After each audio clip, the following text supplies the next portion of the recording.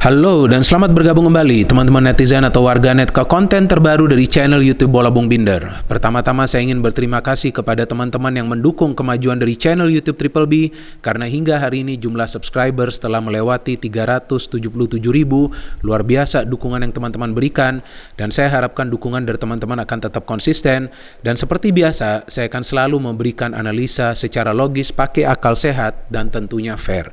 Anyway, in this new content teman-teman, saya ingin memberikan review dari dua pertandingan di Champions League, tentu masih di babak perempat final, leg kedua. Dua pertandingan kali ini, yang pertama adalah antara Liverpool versus Benfica yang berakhir dengan skor imbang 3-3. Dengan demikian berarti Liverpool lolos ke babak semifinal dengan skor agregat 6-4. Dan pertandingan kedua antara Atletico Madrid versus Manchester City yang juga berakhir dengan skor imbang 0-0.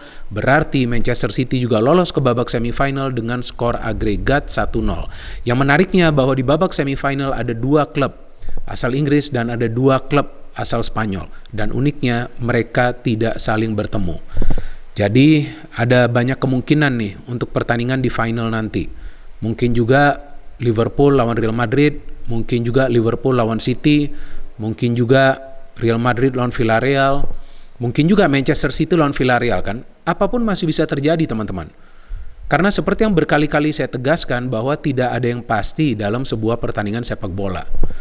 Memang bagi sebuah tim ada juga pertandingan yang sulit bagi mereka. Contoh seperti Bayern pada saat ketemu Villarreal. Tentu sulit bagi Villarreal untuk menyingkirkan Bayern Munich. Tapi kan bukan mustahil. Dan mereka membuktikan bahwa dengan taktik yang tepat mereka juga bisa menyingkirkan salah satu raksasa di Eropa. Maka itu saya melabeli Villarreal ini sebagai The Giant Killer. Dan kali ini mereka akan bertemu Liverpool yang kita tahu adalah tim seperti mesin.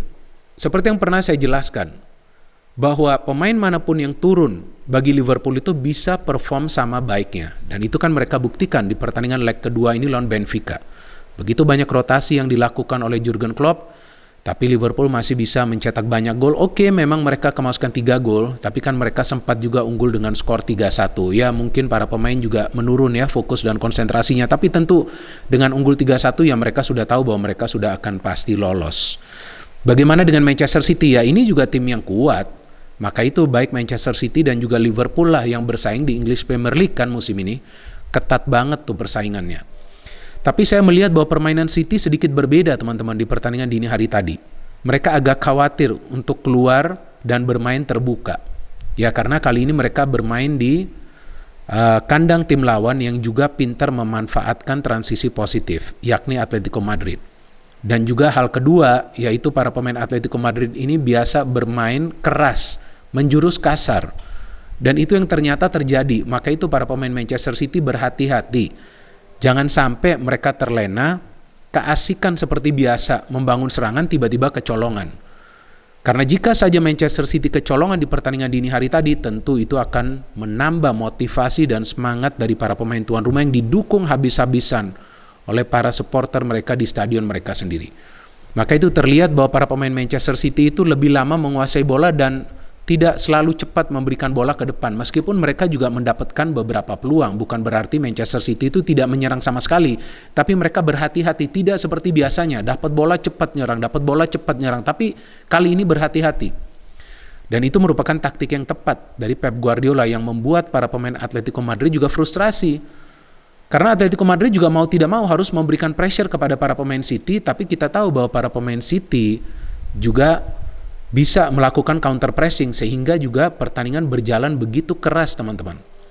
Ada banyak kartu kuning, bahkan ada kartu merah bagi salah satu pemain Atletico Madrid, Felipe. Dan saya pikir Felipe itu seharusnya sudah harus keluar lebih awal. Ketika dia melakukan 2 pelanggaran keras di babak pertama. Pertama ke Foden sehingga kepalanya perlu dibalut, kemudian ke De Bruyne. Ternyata pada saat pertandingan jelang berakhir ya, jelang akhir dari pertandingan baru kemudian Felipe mendapatkan kartu merah karena pelanggaran yang dia lakukan kepada Phil Foden padahal dia sudah melakukan tackling yang bagus. Nah, artinya para pemain Atletico Madrid itu tidak bisa mengendalikan emosi mereka. Dan mereka juga sebetulnya coba untuk memprovokasi para pemain City yang tidak terpancing sama sekali. Oke, bahas dulu ya pertandingan yang pertama ya teman-teman ya, yaitu Liverpool versus Benfica. Kali ini saya perlu memberikan informasi dari lineup karena Liverpool melakukan perubahan yang cukup signifikan di lineup. Ya tentu pelatihnya Jurgen Klopp juga tidak ingin para pemainnya terus bermain dalam setiap pertandingan, apalagi mereka masih fokus di Liga Inggris, kemudian mereka akan bertemu Manchester City di semifinal Piala FA hari Sabtu nanti. From the lineup, nah ini yang menarik kan teman-teman. Nah terbuktikan apa yang saya katakan, bahwa Liverpool musim ini punya squad yang dalam, punya materi pemain yang lebih merata. Kita lihat tanpa Trent, tanpa Andrew Robertson, tanpa Salah dan Mane dari awal, Liverpool tampil dominan dan sudah bisa mencetak gol sebelum Salah atau Mane turun. Bahkan Tsimikas yang menggantikan Andrew Robertson memberikan 2 assist. Jota juga tidak selfish alias tidak egois, dia juga bisa memberikan umpan. Firmino lagi-lagi ya bisa mencetak 2 gol pada saat dia dimainkan dari awal. Luis Diaz bermain ngotot banget. Ya memang dia tidak mencetak gol, tapi permainannya luar biasa di pertandingan ini teman-teman. Bagaimana dengan Benfica? Nah Benfica kita lihat ada Darwin Núñez, pemain yang memang sekarang sudah menjadi target dari klub-klub Eropa lainnya, ya terutama dari klub-klub di Liga Inggris. Ada yang menanyakan saya sih tadi pagi teman-teman di gym ya. Ada yang menanyakan seperti ini. Nah Bung, tuh Darwin Núñez bagus banget ya. Sepertinya dia cocok main di Liga Inggris. Betul, saya bilang cocok. Nah saya ditanyakan lagi ke klub mana? Arsenal sebetulnya.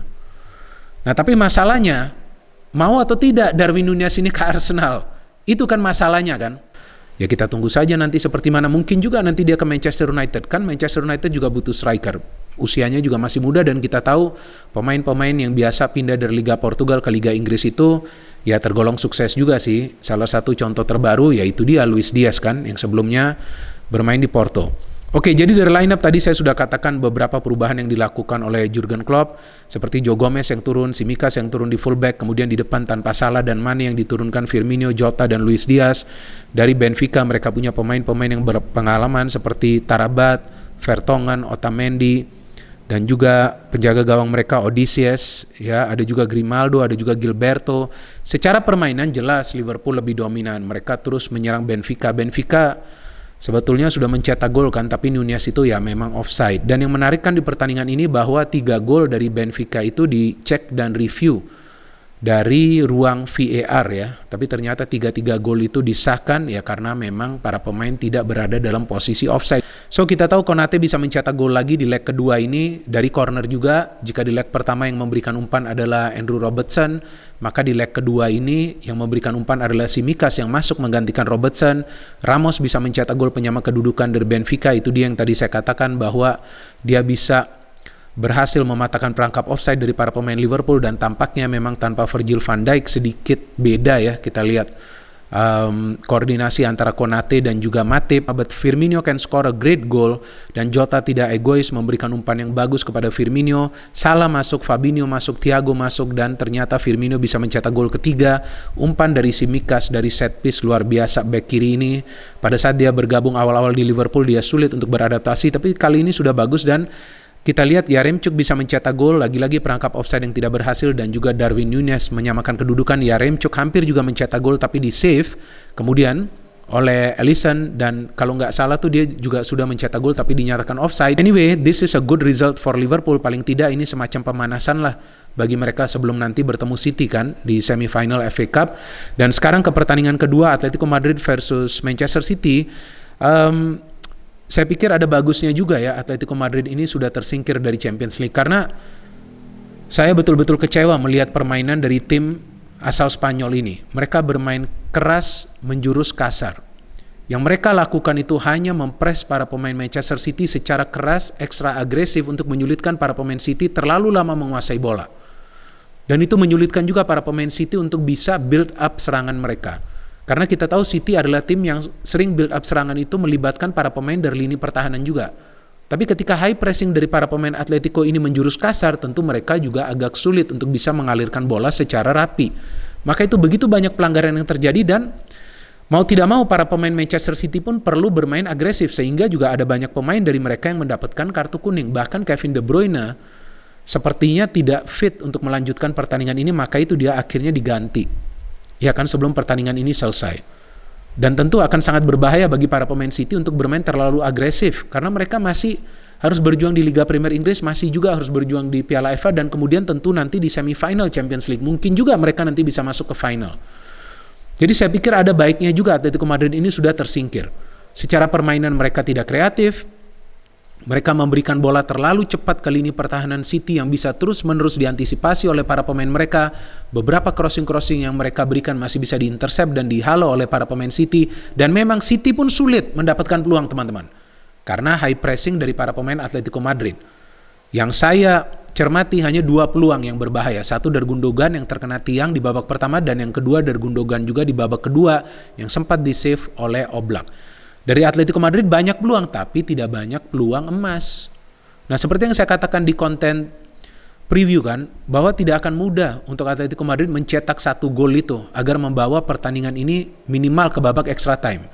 Karena selain Manchester City punya lini pertahanan yang tangguh, mereka juga punya penjaga gawang yang bagus. Seperti Ederson, beberapa kali itu Ederson harus keluar dari garis gawangnya untuk mengantisipasi serangan-serangan dari para pemain Atletico Madrid, karena itu dia mereka cepat memberikan bola ke lini pertahanan dari Manchester City.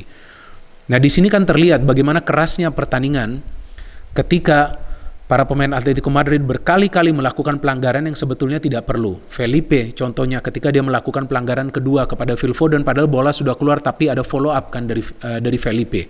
Dan saya pikir seharusnya Savic pun mendapatkan kartu merah, tapi dia hanya mendapatkan kartu kuning. Beruntung sekali itu orang. Jadi ini adalah pertandingan yang mencerminkan bagaimana buruknya permainan dari Atletico Madrid secara kreativitas. Sehingga yang mereka lakukan itu hanya mencegah para pemain City itu mendapatkan peluang di pertandingan ini. Tapi mereka lupa, seharusnya mereka yang bermain kreatif untuk mencetak minimal 1 gol itu. Nah, ketika mereka pressing, mereka di counter press juga, ya yang terjadi itu dia, duel yang agresif. Maka itu begitu banyak foul seperti yang tadi saya jelaskan terjadi di pertandingan ini. But by the way, the good thing is, yang bagusnya Manchester City yang lolos. Dan Manchester City akan ketemu Real Madrid. Tentu itu akan menjadi pertandingan yang hebat, karena kita tahu melibatkan 2 pelatih yang syarat berpengalaman, Carlo Ancelotti dan juga Pep Guardiola, dan juga akan ada duel yang hebat antara Benzema dengan Ruben Dias jika dia fit, dan kita tahu Kevin De Bruyne dengan Casemiro, karena Kevin De Bruyne lah yang merupakan key player di Manchester City. Memang dia ditarik keluar karena sepertinya dia tidak fit untuk melanjutkan pertandingan, dan itu juga untuk memproteksi Kevin De Bruyne. But City seperti biasa, saya melihat bahwa tim ini bisa beradaptasi dengan lawan yang mereka hadapin ya. Seperti lawan Atletico Madrid, ketika para pemain Atletico Madrid itu bermain ekstra agresif, ya mau tidak mau mereka pun perlu melakukan hal yang sama. Tapi para pemain Atletico lebih kasar. Nah, Manchester City saya melihat para pemainnya lebih pintar, dan ternyata kan mereka sempat ribut juga kan di lorong kan, di tunnel menuju ke locker room. Nah, tampak para pemain Atletico Madrid itu kesal banget gak bisa menang ya, karena Pep juga pintar. Dia tahu jika dia menginstruksikan para pemainnya main seperti biasa, keluar terus menyerang, main terbuka, bahaya juga jika kena counter kan. Ya, ini dia ya sepak bola teman-teman, bahwa sepak bola bukan saja dimainkan dengan kaki, tapi juga perlu pakai otak. Nah, disinilah kita melihat taktik dari Pep berhasil. Dia coba untuk menyulitkan para pemain Atletico Madrid juga untuk melakukan pressing dengan mampu melakukan counter pressing. Dan taktik ini beberapa kali juga berhasil di Premier League. Salah satunya ketika lawan Chelsea. Karena memang City bisa mengalahkan Chelsea 2 kali kan di Premier League. Jadi kita tunggu saja semifinal nanti, tentu akan menjadi pertandingan yang menarik. Yang pertama antara Real Madrid versus Manchester City. Yang kedua adalah antara Liverpool versus Villarreal. Ya, saya berharap akan ada kejutan lagi ya, kita tunggu saja nanti ya teman-teman ya. No hate, only football, salam sepak bola.